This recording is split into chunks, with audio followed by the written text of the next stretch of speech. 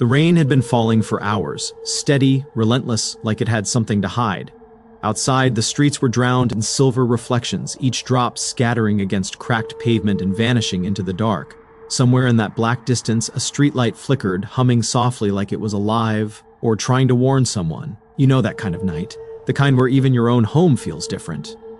The walls hum, the windows breathe, and every shadow lingers just a little too long.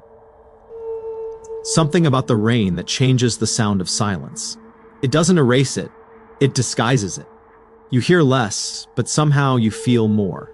The faint scratching at the door, the creak from upstairs, the quiet shuffle of something moving just out of sight. It all fades beneath that soft percussion of rain. Until it doesn't. Until the sound you shouldn't hear breaks through, sharp and deliberate, reminding you that the storm outside isn't the only thing awake. He was alone that night. Not by choice, but by circumstance. The kind of alone that crawls under your skin. He had come home late, soaked to the bone, his jacket dripping a trail across the hallway floor. The house was colder than he remembered. He thought maybe the power had gone out earlier. The lights buzzed weakly, dim and trembling. He dropped his keys on the counter, listening to the way they echoed in the empty space. Then, from somewhere deeper in the house came a sound. Soft, faint, like a door clicking shut. He froze. The rain tapped against the glass, louder now, as if the storm itself was leaning closer to listen. He told himself it was the wind, maybe the pipes settling. But when he turned toward the hallway, he swore he saw movement. Just for a second, a silhouette vanishing past the corner. He blinked. Nothing. The hallway stood empty, drenched in a shadow that felt heavier than before. He took a step forward, slow and uncertain. His shoes squeaked on the wet floor. The smell of rain filled the air, mixed with something else, something metallic, faint but sharp enough to notice. Another sound followed, low and dragging, like fabric sliding across wood. It came from the back room, the one he hadn't been in for weeks. The one with the old mirror. His pulse quickened. The rain outside intensified, hammering the windows as if trying to drown out whatever was about to happen. He reached for the doorknob, his fingers trembling, the metal cold beneath his touch. He hesitated. The reflection of the hallway glimmered in the mirror through the crack of the door, and there, just behind him, he thought he saw a figure standing. Still, watching, he turned. Nothing, just the sound of rain. But when he looked back toward the mirror, the reflection was still there, and it was smiling. The rain didn't stop, it only deepened, each drop falling heavier, as though the sky itself had decided to press its weight against the earth. The house seemed to absorb the sound, every wall breathing with the rhythm of it. The windows fogged over in slow, misty pulses, distorting the shapes of trees outside into something almost human. It wasn't just a storm anymore, it was a presence. You could feel it in the way the lights dimmed, the way the air turned dense, like the atmosphere itself was holding its breath. He moved through the narrow hallway, his footsteps muffled by the old carpet that had soaked up years of dust and forgotten spills. A smell of rain had seeped in through the cracks in the wood, mingling with something faintly sweet, faintly rotten. He couldn't tell if it was coming from outside or if it had been there all along. Every few seconds, lightning flickered through the thin curtains, flashing pale white across the walls, and then retreating into darkness, leaving afterimages that danced in the corners of his eyes. He passed the photographs on the wall. They were crooked now, each one hanging at a slightly different angle. He stopped to straighten one. It was a picture, his family, taken years ago when the house still felt alive. His fingers brushed the glass, and for a moment, he swore the image behind it shifted, the smiles in the photograph softening, eyes turning toward him. He blinked, and the moment was gone, but the frame was wet, cold. A single droplet slid down the inside of the glass, as if the rain had somehow found its way in. The hum of the refrigerator broke, through the silence, low and distant, but there was something off about it. It wasn't steady. It wavered, rising and falling like breathing. He stood still, listening. The sound came from the kitchen, or maybe just beyond it. Then came another noise, soft and deliberate, the creak of the back door, slow, measured. As though someone was being careful not to be heard, he turned his head toward the sound. Lightning flashed again, flooding the room with pale blue for less than a second. In that thin moment of light, he saw the door slightly ajar, the chain lock dangling, swinging gently back and forth. The rain was louder now, hammering the roof like a warning. He took a step closer, his heart thudding against his ribs. The cold draft slipped in through the open door, brushing across his skin like fingertips. He whispered to himself, trying to believe he was alone. But the house didn't answer. Instead, something inside it shifted, the faint echo of a footstep upstairs. He looked toward the staircase. Water dripped from the top step, one drop at a time, steady as a heartbeat. And in the moment before thunder broke, he realized the sound wasn't coming from the storm. It was coming from inside. Fear has a way of whispering before it ever screams. It doesn't need blood or claws to take hold. It only needs silence and imagination.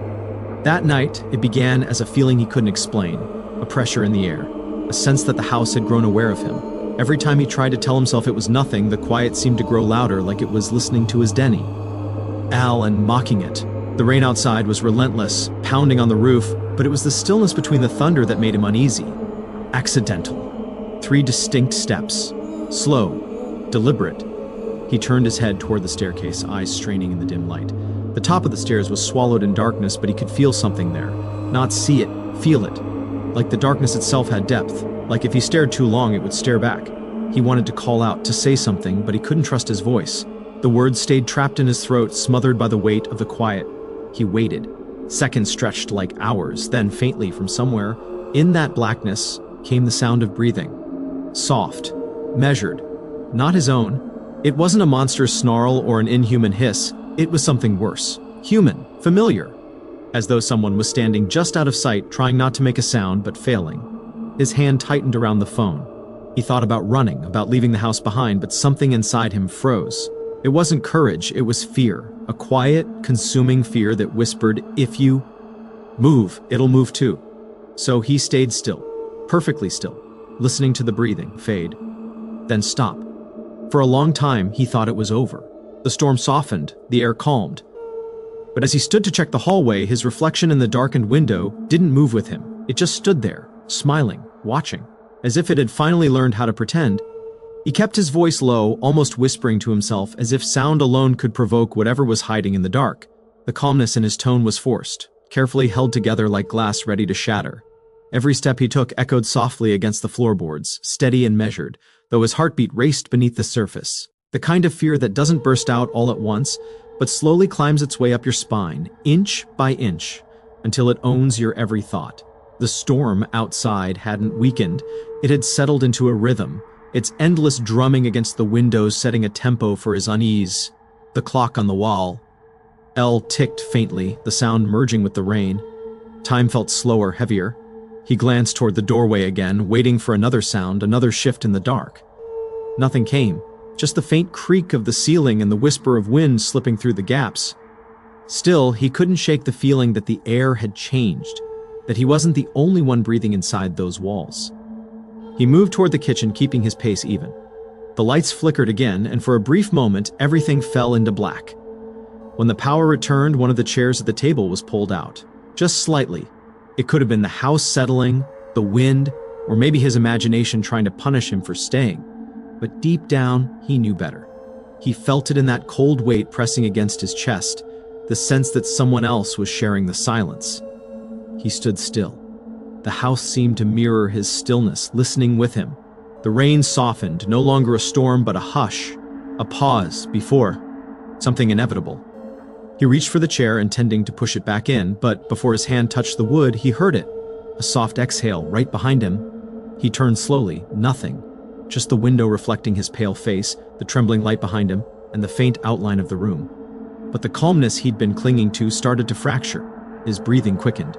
He stared at the window again, watching his reflection move in time with him, until it didn't. Until it froze, half a step behind. He blinked hard, convincing himself it was the flickering lights, a trick of the rain. He turned away, exhaling slowly, trying to ground himself in something real. But then the reflection blinked. Deliberately, the rain picked up again, pounding the glass with renewed fury, but inside, the air was perfectly still. Every sound, every breath seemed to fade, until there was only one thing left, the slow, steady rhythm of a heartbeat that wasn't his. It pulsed from the walls, from the floor, from the empty rooms above. He didn't scream, didn't run. He just stood there, quiet, calm, and finally understood whatever was in the house wasn't waiting for him to notice. It already had. The night dragged on, but it never really ended. The storm outside faded into a faint drizzle, and yet the world didn't feel clean or renewed. It just felt empty. The air inside the house was colder now, still and unmoving, as though time itself had decided to stop there. He hadn't seen the reflection again, not in the window, not in the mirror, but he knew better than to think it was gone. Some things don't leave just because you stop looking at them. He sat on the couch until dawn, staring at the wall, waiting for the light to change. It took longer than it should have. The shadows clung to the corners of the room, resisting the morning like they had a reason to stay. When the sun finally began to rise, it didn't feel like morning at all. The light that crept in through the curtains was weak, gray, lifeless. It didn't chase the darkness away. It simply mixed with it, like the two had learned how to coexist. He told himself he'd imagined everything. That fear had a way of rewriting reality. That exhaustion could make shadows move and rain could make walls breathe. It made sense in his head. But then he noticed the chair, the one that had been pulled out in the kitchen. It was still there, angled slightly toward the hallway. He hadn't touched it. He knew that for sure. He stood slowly, trying not to look at it, but he couldn't help himself. There was something about that chair, something that didn't belong. He stepped closer, his shoes creaking softly against the damp floorboards. The table had gathered a thin layer of water, just enough to shimmer under the weak light. He reached out, brushing his fingers against the surface, and froze. The water wasn't from the rain, it was dripping from above. He tilted his head back. A single droplet fell from the ceiling, landing on his face. Cold, metallic. He wiped it away, staring at the faint red stain it left on his hand. Then, silence. Not the comforting kind, the heavy kind, the kind that listens. He didn't move. Not for minutes, not for hours. The rain had stopped, the wind had died, and yet he could still hear it. That faint breathing. Not loud, not even close. Just a soft, steady rhythm in the walls. He realized with an almost terrifying calm that maybe it had never been in the mirror, or behind him, or upstairs. Maybe it had always been inside, woven into the house, waiting for nights like this. He gathered his things by daylight, locked the door behind him, and stepped into the quiet morning. The street was still wet, the air thick with the smell of rain. But as he walked away, he couldn't shake the feeling that the sound was following him. Soft, distant, perfectly synchronized with his steps, like a shadow that had learned how to breathe. And when he finally turned to look back, the curtain in the upstairs window moved just slightly,